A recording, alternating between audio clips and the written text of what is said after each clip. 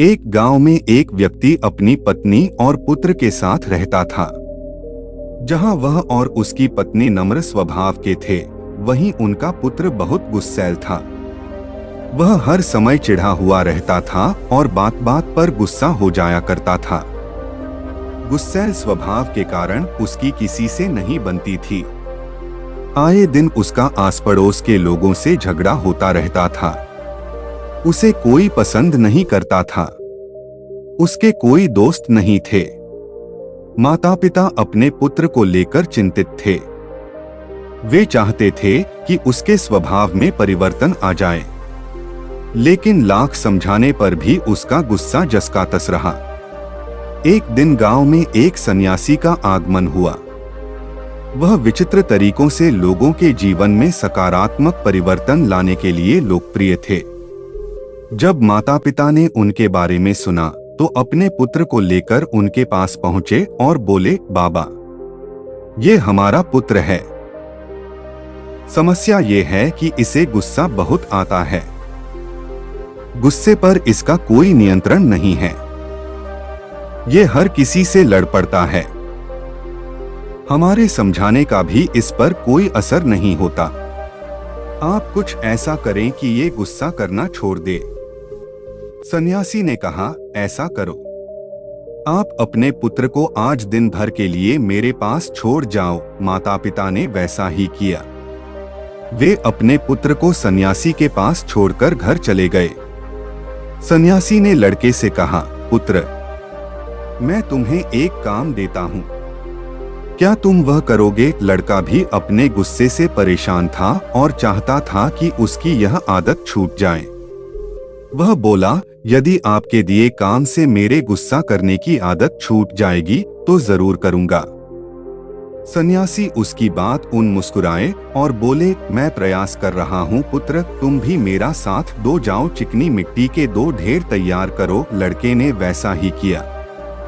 तब सन्यासी ने कहा, अब इस मिट्टी से 2 दिल तैयार करो। लड़के को यह काम कुछ अजीब लगा, लेकिन वह सन्यासी की बात मानकर मिट्टी से 2 दिल तैयार करने लगा। दिल बनाते समय कई बार उसके मन में कई बार झुंझलाहट आई। वह सोचने लगा कि मैं यहाँ अपनी गुस्सा करने की आदत छोड़ने आया हूँ और इस सन्यासी ने मुझे किस काम में लगा दिया है।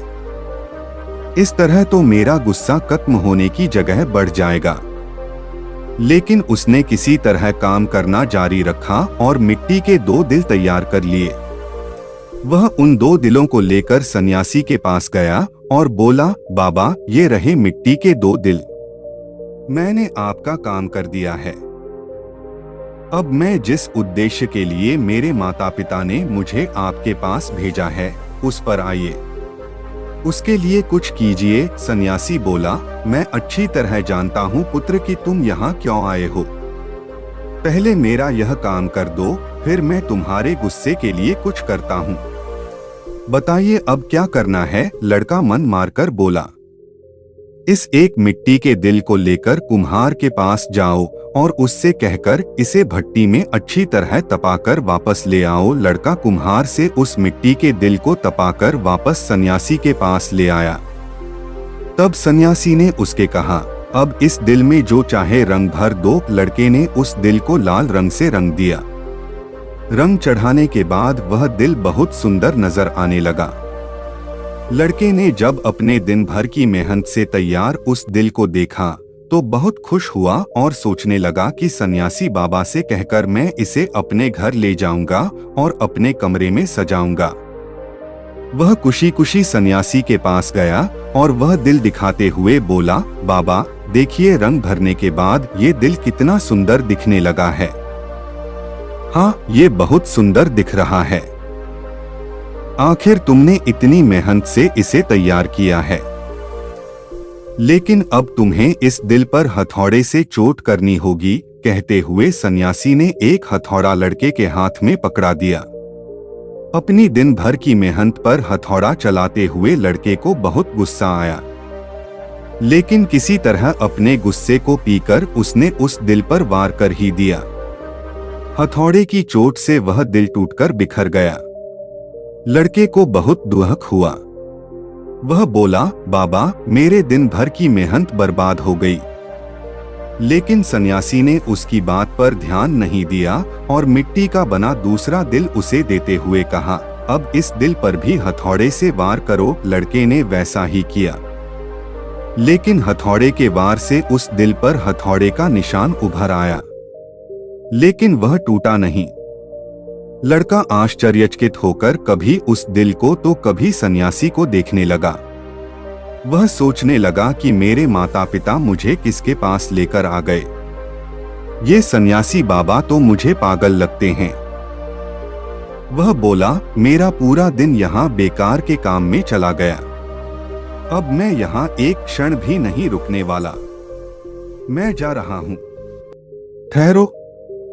सन्यासी ने उसे रोका, आज दिन भर तुमने जो काम किया उसका वास्तविक अर्थ तो समझते जाओ। लड़का ठिठक गया। सन्यासी उसे समझाते हुए कहने लगे, पुत्र, जिस मिट्टी के दिल पर तुम काम कर रहे थे वह वास्तविक दिल का एक छद्म रूप था। जैसे तुम मिट्टी के दिल को आग की गर्मी में तपाया, वैसे ही अपने दिल को भी क्रोध की भट्ठी में तपाते हो। तुम्हें ऐसा लगता है कि इस तरह तुम इस दुनिया के समाने मजबूती से खड़े हो, लेकिन ऐसा नहीं है।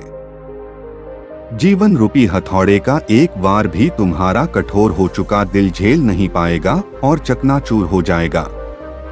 ऐसे में तुम संभल नहीं पाओगे।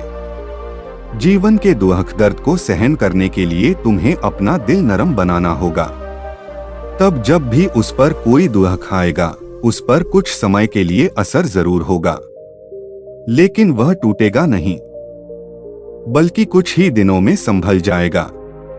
क्रोध जितना नुकसान दूसरों का करता है, उससे कहीं अधिक तुम्हारा स्वयं का करता है। इसलिए क्रोध करना छोड़ दो, अपने दिल में प्रेम और क्षमा को स्थान दो, उसे विनम्र बनाओ। लड़के की आंखें खुल चुकी थी। उसे सन्यासी को वचन दिया कि वह अब से अपने क्रोध पर काबू रखेगा और अपना व्यवहार सुधारेगा। सीख, क्रोध जितना नुकसान दूसरों का करता है, उससे कहीं अधिक तुम्हारा स्वयं का करता है। इसलिए क्रोध करना छोड़ दो, अपने दिल में प्रेम और क्षमा को स्थान दो, उसे विनम्र बनाओ।